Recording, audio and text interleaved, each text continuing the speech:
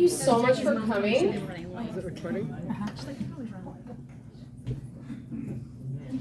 We're so excited and nervous to present this to you. I'm very humbled that you have taken time out of your schedule to come and hear what we have to say about Ulmus Academy. So we're going to talk tonight about looking at education a little different than what we see in our public and our parochial schools in Quincy. But before we get started, I do want to answer a few questions that we've been getting. First of all, this is not a finished product. We have a committee of 9 that has brought this as far as we can bring it. We've conceptualized this idea. We have researched it to the nines. We have talked to teachers and administrators, parents, students, and this is what we've come up with. But we are to the point where, you know, what comes first, the chicken or the egg, right? We need to start to present this to you as a product, as the parents, as the investors in this, and say, is this something you even want? Is this something you're interested in? And if you are, we're asking you to look at tonight like, you know, a charitable version of Shark Tank, okay? So we're going to present the product. We want your feedback, and we want to know if this is something you're interested in. All right, so Ulmus Academy is going to employ what we call classical education. So what is the classical education, right? Classical education is based on something called the trivium. What is the trivium? Okay, the trivium is broken down into 3 parts. We've got grammar school, which is our K through 5, our logic or dialectic, which is our 6 through 8, and our rhetoric, which is our 9 through 12. Okay, why is it important that we are breaking down these groups of kids? Well, let's talk about that. This is a great visual that kind of shows us, and also I'm sure you guys have noticed that we did use a tree in a lot of our visuals, because we love this idea. Without roots, the tree cannot grow. It's not strong. Without the trunk, it's not strong, right? We have to continue to grow. Without the branches, it's not good and beautiful. It doesn't show us what nature really means for it to be. This is how education is. Our grammar school, our K through 5, is going to be soaking in that knowledge, acquiring foundational tools of learning and building a mental inventory. Children at this stage are naturally inclined to learn through song, through rhyme, through memorization. I'm sure a lot of us are parents, grandparents in here. We've played a song in our car, and 2 days later, our kids in the back seat singing it back to us, right? So we know that this is how they naturally learn. So we're going to play into what they naturally do anyway, and we're going to teach them a lot of the foundations that they're going to need for their later years. We move into logic or dialectic. This is our junior high kids, okay? I've got a couple of them. All they do is ask me, why? Why? Why do I have to do that? Okay, so we're going to take that natural inclination to question authority, ask why, ask how, and we're going to actually answer those questions for them in a logical way. Why do we do that? Why have people done that in the past? Why should we change it now? How do we explain this? How do we create a logical explanation or a logical argument to defend our thought? And then that leads us into our rhetoric stage. Rhetoric is going to take the foundation from grammar and logic, and then we're going to teach our students how to articulate, both in speech and writing, to be persuasive, so they can convince the reader or the listener of what they're saying. This is a lost art right now. We do see it sometimes, but we want to bring that back. We want it to be common. We want children to have these tools. One of the things that we have learned through our research and listening to some of our teachers and our parents is that they don't believe that some of those foundational blocks have been set. So by the time we get to the rhetoric stage, we're asking these kids to do something we have not given them the proper tools to do. So that's where classical education steps in, really builds that foundation. Think about a house, right? We have to have the foundation, we have to have the walls, then we can put the roof on. We can't put one step before the other. It's the same way with education.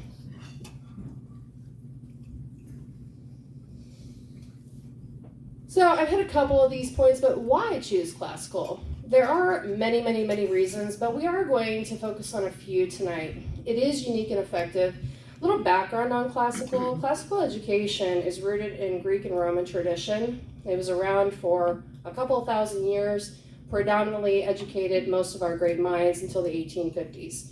It did take on more of a Christian or Catholic element through medieval, Renaissance, and Reformation age. We at Ulmus are not going to take on a lot of that doctrinal Christian or Catholic element. We're going to return to the philosophical roots. We believe that establishing good character and virtue in children gives parents the springboard to practice whatever faith they want at home. It is not our job as a school to indoctrinate your children. That is your job as parents. You can teach them what we believe and why we believe in your own home. Classical education uses a cyclical and integrated curriculum. So what does that mean? Integrated curriculum means that one subject is not disconnected from the other, and we'll go through that on the next page. Cyclical means that a child doesn't just have one opportunity to look at the subject.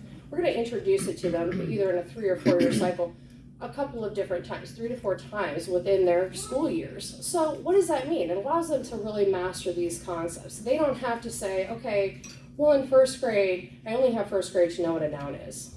No, I mean, just like popcorn in a machine, everybody can be in the machine, same oil, same temperature, but we pop at different times. And we know that's true of children. Some children are math brains, some are science brains, some are geography brains, some are reading brains. We're going to give them a little bit of time to kind of take these concepts in and master them. That's the most important point. Classical education also acknowledges the importance of human nature and education and supports children in their natural progression and in their intellectual development. What does that mean? Well, we've kind of already gone through that, right? If we don't give them tools and build that foundation up, we're expecting something of them that they cannot do. And what does that cause? I mean, we kind of see that right now, right? Causes anxiety, causes a dislike of learning. We're not instilling in them this love to fish, right? We're giving them the fish, we're not teaching them how. We want to teach them how to fish with this model.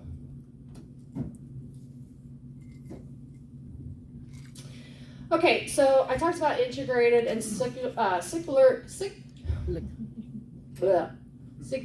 curricula. What does that mean? Okay, integrated curricula, this is kind of an example of this, also the secular. So in our history, let's say our child starts out studying the ancients. While they're studying the ancients in literature and in writing, we're going to be reading about mythology, or the Iliad and the Odyssey. We're going to also be, in art and music, we're going to be looking at the art from that time, the pottery from that time. We don't really have music from that period of time, but we can really focus on what are some of the discoveries that we can learn from their art. Renaissance and Reformation. Okay, we're gonna read Shakespeare. We're gonna read Dante. We're gonna learn dances from some of the courts in that time period. We're gonna look at the art. We're gonna listen to the music. We're really going to reaffirm what we're learning in multiple different facets. Every one of us in this room can say that we remember something specific. Why? Well, there's a couple reasons why. First of all, we heard it multiple times in multiple different ways, and so it hit different senses of ours, or we had a really great teacher that taught us, right? So where did it hit us? Hit us emotionally, and we're going to remember that for a long time. This is the whole idea of integrated curriculum. We're trying to hit all these kids' senses so that they remember this stuff for a long, long time. Science is another key one. The study of science, as we go through and kind of build on this foundation, we're going to go through the periods of scientific discovery. So we're going to start with biology, classification in the human body, earth science and basic astronomy, chemistry, physics, computer science. Physics and computer science are not necessarily classic. We really kind of say that what we're doing with Ulmus is kind of taking classical education, what worked, and then building upon it, kind of making a hybrid. Math is like this Cinderella stepsister of classical education. We will rely on our director of math in our school to kind of tell us where they want to go. But there is basic things that we want our children to know. We want them to have a complete understanding of whole numbers, fractions, decimals, with the memorization of the facts. This makes the whole process as you go into algebra, geometry, trigonometry, and calculus so much easier. Same thing with grammar and writing, right? If we don't know the basic facts, it's very hard for us to move on and write a properly and eloquent paper. Okay, biggest question we have. What is the difference between classical curricula and modern education? Okay, so we're gonna break that down. Classical education believes that man is made of body, mind, and soul. And so the curricula teaches to man's body, mind, and soul. The truth can be known and can be communicated. The purpose is to cultivate wisdom and virtue, and it humanizes the students. How does it humanize them? We're going to skip to the last one. There's an emphasis on the commonality, not individual differences. What do you and I have in common? Well, we're human. We probably have sufferings. We probably have joys. We can express emotion. We have those things in common. And we are made up of body, mind, and soul. So we can use some of the great works of time to really pull out what is profoundly true of human nature. This is classical's goal. So let's switch over to modern education's goals, their purpose. Modern education believes that man is body and mind, and that they're the great human experiment. Truth is subjective and can't be known.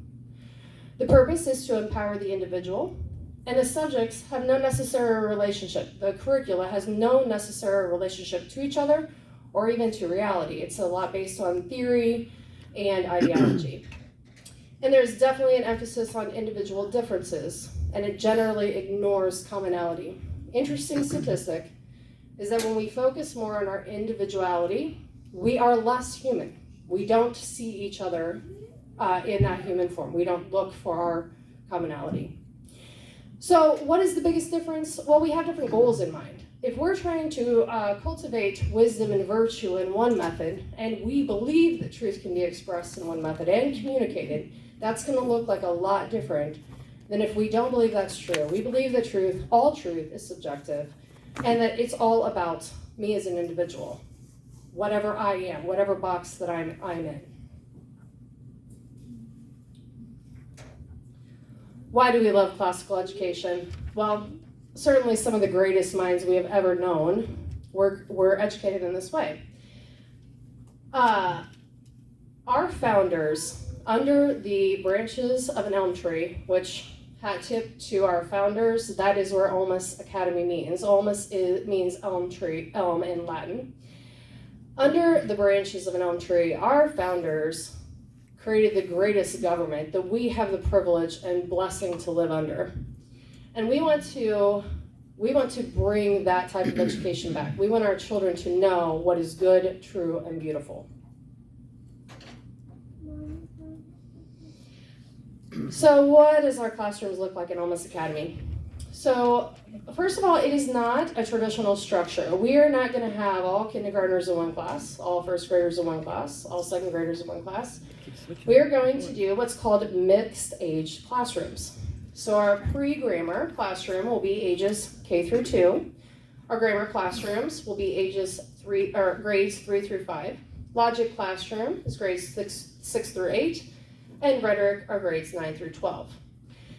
There is a ton of advantages of mixed classrooms, a few disadvantages that I will talk about as well. But we are going to talk about the big ones that are advantageous for mixed classrooms. Younger children learn by watching, right? So they kind of learn by osmosis. When you have kindergartners, first and second graders in the same classroom, these kindergartners are watching these second graders and saying, I should probably act a little bit more mature because I got to impress these second graders up in here.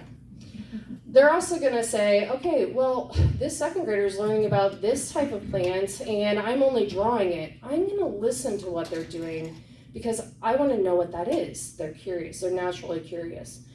And so that's what happens. Younger children watch the older children. They want to mimic their behavior. They want to mimic what they're doing out of pure curiosity. And this is just built in their nature. What about the older children? How is it advantageous to them? Well, when you have to explain something to someone else, doesn't it concrete how you believe in it or what you believe about it? Don't you research and make sure you know how to explain this? This is what happens with older children. When a second grader has to explain to that kindergartner, well, this is a tomato plant and these are its roots and this is a stem and here's how it gets water, doesn't that concrete that concept for them and help them to have a better understanding of it? We believe that it does. Disadvantages, big disadvantage to mixed classrooms is just the time management for our teachers, right? They can teach one lesson, mixed classrooms can teach one lesson, but the teachers are going to assign different things to the different age groups depending on their ability. And so it's a lot of time management for them. We absolutely believe that it's possible. This is an absolutely attainable thing. Homeschool co-ops have been doing it forever. But it is a disadvantage to mixed classrooms. Okay, so what does Ulmus Academy's enrollment options look like? I think this is what makes us unique, and I'm going to spend a little bit more time on our hybrid enrollment. We do have a full-time enrollment. It's an 8:30 to 2:30 day, Monday through Friday. We will offer language arts, literature, depending on the grades. We have a K through 8 and 9 through 12. Math, science, history, geography, art, music, physical education, nutrition, and enrichment logic. There is Latin in here. We're just not going to put as much emphasis as was traditional and classical education at the turn of the 20th century, simply because we just don't have a need to translate huge Latin documents anymore. So still important. Latin is very important because it helps children understand structure, the English and Romantic languages, and statistics show that ACT and SAT scores are much higher for kids that have a basic knowledge of Latin. Our hybrid enrollment. So we believe this is what makes us a little unique. We want to reach out to those families that are kind of in between. We've got homeschool families that have expressed interest. We have families that are full-time in QHS and QND right now. So what is the basic knowledge that we want our kids to know? What is the basic truth? The basic truth would be our language, arts, literature, science, and history and geography. Through those ways, we can kind of teach children how to deeply think about what the lessons of the past and how we can apply them now. What this allows them to do for homeschool families, maybe you just need a little bit of support.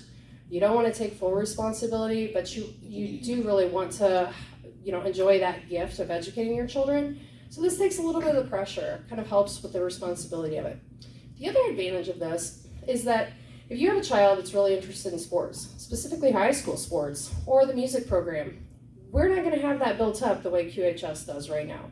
So they can take their core classes at Ulmus, and then they can do their electives and their math at QHS and still participate in sports and still participate in the music program. The other advantage that this gives is we do have some parents that have expressed concern, I don't want to put my kids in a bubble. Okay. Well, this gives them a little bit of what's classical, what's modern, be the deep thinker, be the critical thinker, and you kind of apply what you're learning from both environments and put it together. It gives parents a great opportunity for deep discussions with their children. And then there is an a la carte enrollment. This is specifically to help our homeschool families. I actually currently homeschool right now. Science is the bane of my whole existence, and I despise it. So if I could have sent my children to a science class, yeah, take my money. Take my money now. So the big question, what does this cost? We will be competitive with the area private schools. When I started this whole presentation, one of the big things that I told you is this is not a complete package yet. We are presenting it to you to see what the interest is. Because we don't know what our fixed costs are, we have to give you a range for right now. So our K through 8 looks like between $2,500 and $3,500 per student with a $200 per student book fee, and $35 to $45 for our 9 through 12 with a $250 book fee. There will be family discounts. So if you have more than 3 children, if you have 2 or more children enrolled in the school, there will be a family discount.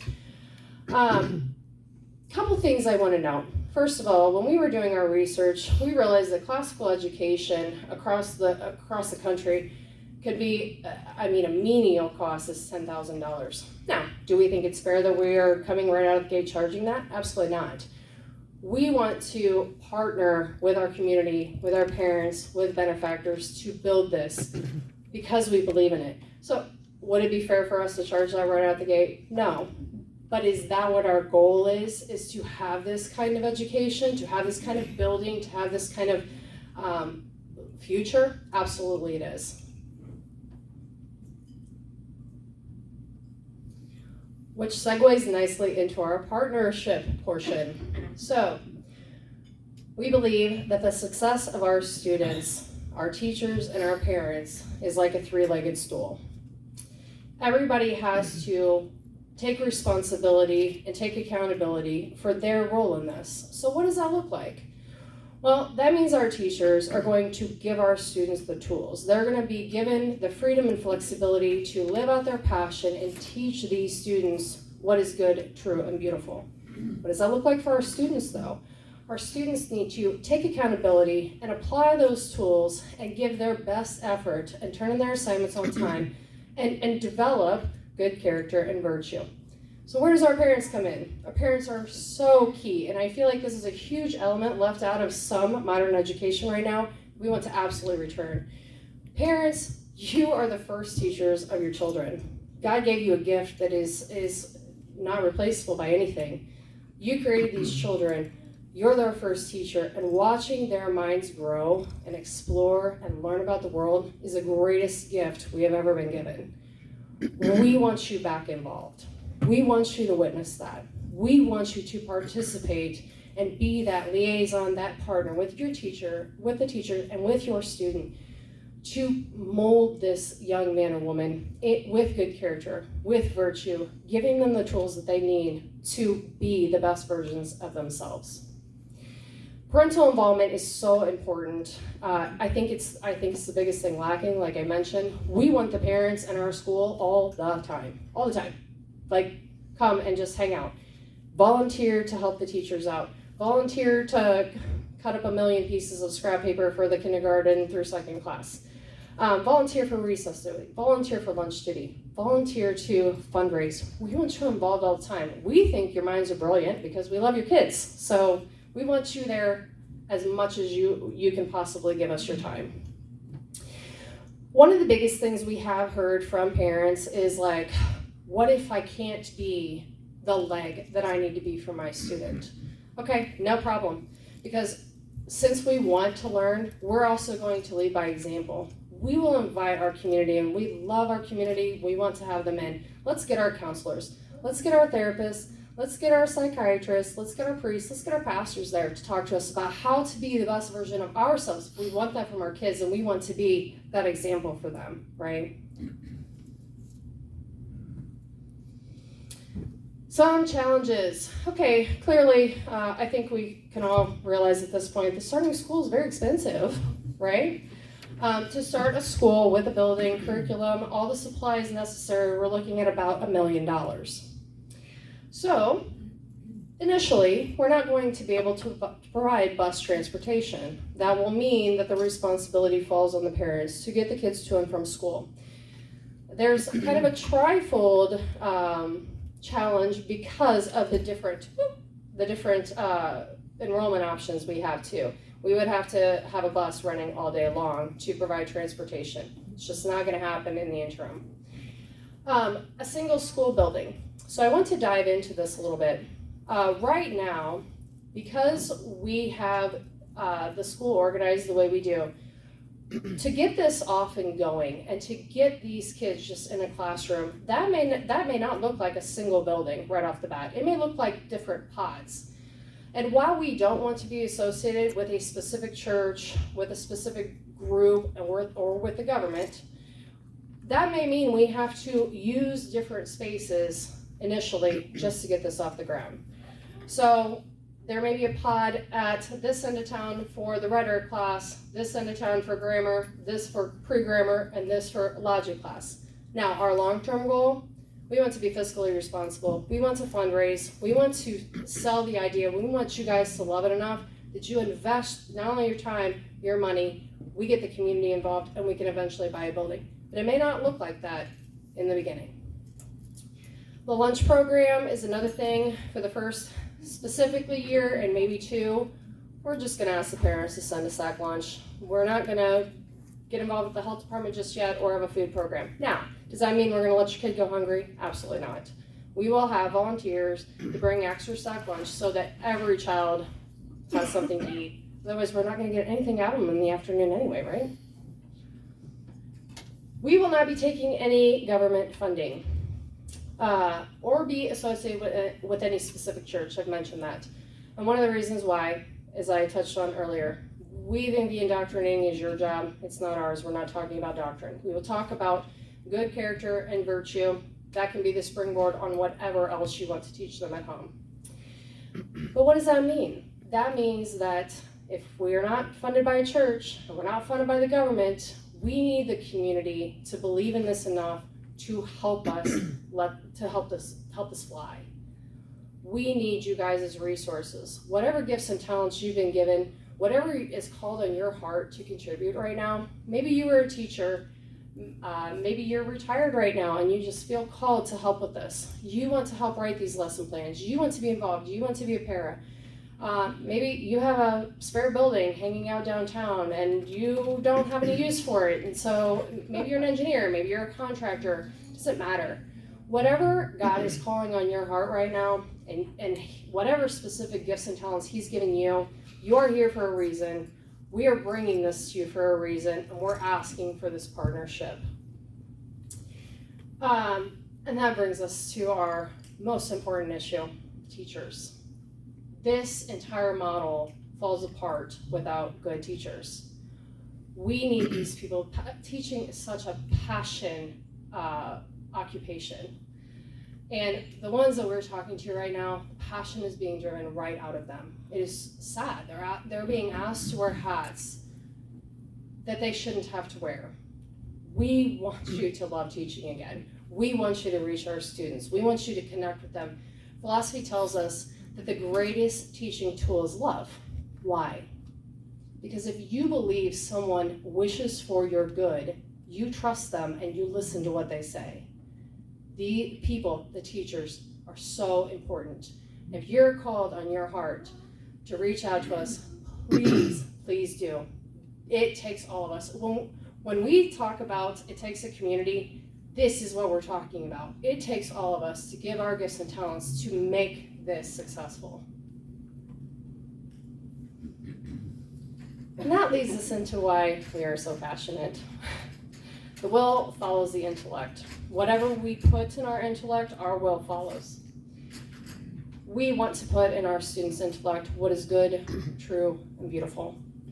To cultivate the virtue and wisdom, critically thinking minds, so that they become the active citizens that can actually handle and try to solve the social and economic issues that we face today. Some of those are just part of the human condition, some of those are cultural.